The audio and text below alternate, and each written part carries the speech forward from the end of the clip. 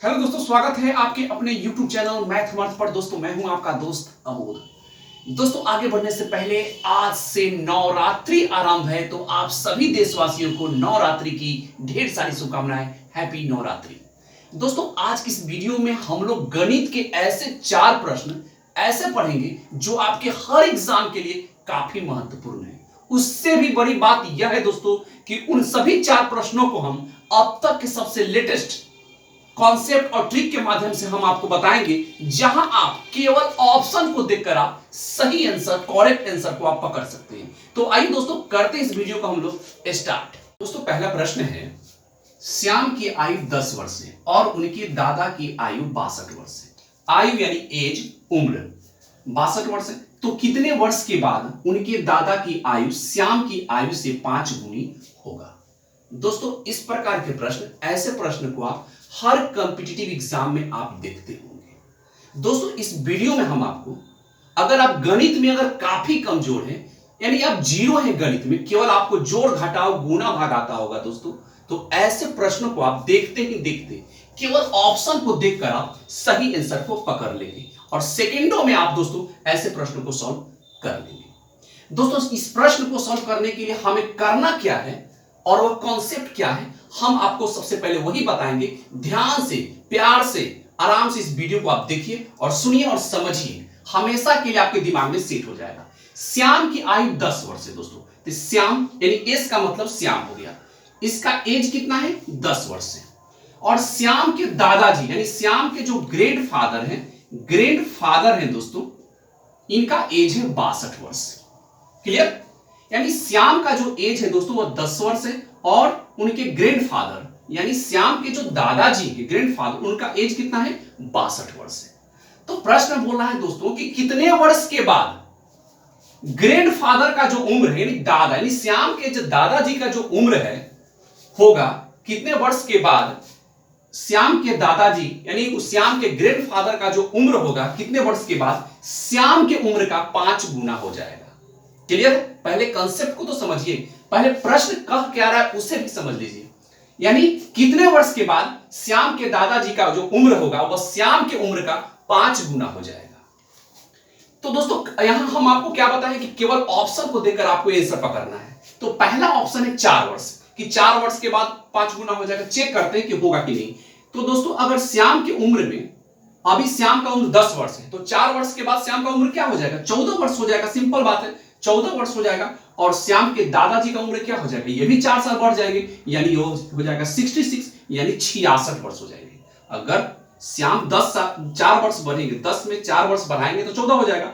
और दादाजी को 62 वर्ष के दादाजी है, तो 4 वर्ष बढ़ाएंगे, 4 वर्ष के बाद दादाजी कितने वर्ष के हो जाएंगे 66 वर्ष के हो जाएंगे। क्या देखिए कि 5 गुना हुआ? नहीं हुआ, यानी ये आपका गलत हो गया। यानी आप जो ऑप्शन 4 जो ले रहे थे ये आपका गलत हो गया। ऑप्शन बी है दोस्तों 3 वर्ष।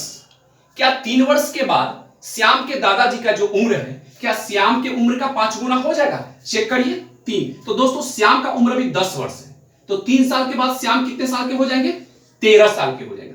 3 साल जोड़ देंगे। और उनके दादाजी कितने साल के हो जाएंगे, अभी उनके दादाजी 62 वर्ष के, तो 3 साल के बाद उनके दादाजी हो जाएंगे कितने साल के 65 साल के, 65 ईयर्स के हो जाएंगे 3 साल के बाद उनके दादाजी। अब दोस्तों देखिए प्रश्न में कह रहा है कितने वर्ष के बाद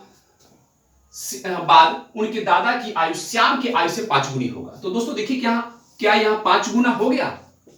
तो बिल्कुल दोस्तों 13 में 5 से गुना करने पर 65 आ जाता है। यानी 3 साल के बाद दोस्तों ग्रैंडफादर यानी श्याम के ग्रैंडफादर, श्याम के दादाजी श्याम के उम्र से क्या हो जाएंगे 5 गुना हो जाएंगे। कितने साल के बाद? 3 साल के बाद। यानी मेरा ऑप्शन बी मेरा करेक्ट आंसर होगा। दोस्तों इस प्रकार के प्रश्नों को आप यूं ही अगर आप समझ लिए तब तो आपके लिए कुछ भी नहीं है दोस्तों। रियली आप दोस्तों देखते ही देखते केवल ऑप्शन को देखकर आप सेकंडों में आप दोस्तों इसे सॉल्व कर सकते हैं। आइए दोस्तों अगले प्रश्न को हम लोग देखते हैं। दोस्तों अगला प्रश्न है और यह भी प्रश्न दोस्तों काफी महत्वपूर्ण प्रश्न है दोस्तों। इस प्रश्न को, ऐसे प्रश्न को दोस्तों रेलवे और एसएससी के एग्जाम में बहुत बार देखा जा चुका है दोस्तों। यदि ए बराबर 16, प्रश्न है दोस्तों, यदि a बराबर 16 तथा b बराबर 5 है तो a² plus b² plus ab by a cube minus B cube का मान बराबर होगा। यानी दोस्तों यहां हमसे पूछा जा रहा है कि A square plus B square plus A B by A cube minus B cube का मान क्या होगा, यह हमसे पूछा जाता है। ए और बी का वैल्यू दिया हुआ है। दोस्तों सिंपल सी बात है, यहां करना क्या है, देखिए A square plus B square, A square plus B square plus A B ऊपर दे रखा है, नीचे है दोस्तों A cube minus B cube. दोस्तों A cube minus B cube का फॉर्मूला होता है A minus B into A square plus B square plus A B. तो दोस्तों ये फॉर्मूला होता है किसका, A cube minus B cube का फॉर्मूला होता है A minus B into A square plus B square plus A B. तो डायरेक्ट दोस्तों A cube minus B cube न लिखकर हम इसके फॉर्मूला को हम लिख दिए। इससे क्या हुआ दोस्तों कि इससे ये कैंसिल हो गया, यह कट गया, इससे ऊपर वाला क्या हो गया, कैंसिल हो गया। तो बच क्या गया दोस्तों, बच गया 1 बाई ए माइनस बी, यही तो बचा। 1 बाई ऊपर 1 बचा, नीचे क्या बचा, ए माइनस बी। तो 1 का 1 हुआ, ए का वैल्यू कितना है 16 और बी का वैल्यू कितना है 5।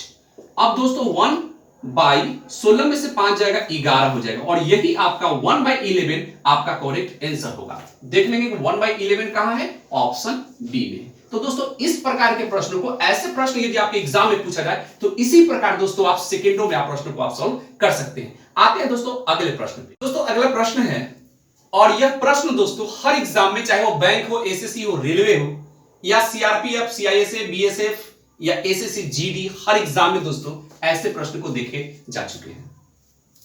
तो दोस्तों इसके लिए भी हम आपको एक ऐसा बात बताने वाले, एक ऐसा कंसेप्ट बताने वाले हैं दोस्तों, एक ऐसा ट्रिक बताएंगे, एक ऐसा फॉर्मूला बताएंगे दोस्तों, जैसे के माध्यम से आप देखते ही देखते आप सही आंसर को आप पकड़ सकते हैं। 15 आदमी 9 दिनों में 540 रुपया कमाते हैं, तो कितने दिनों में 18 आदमी 360 रुपया कमाएंगे।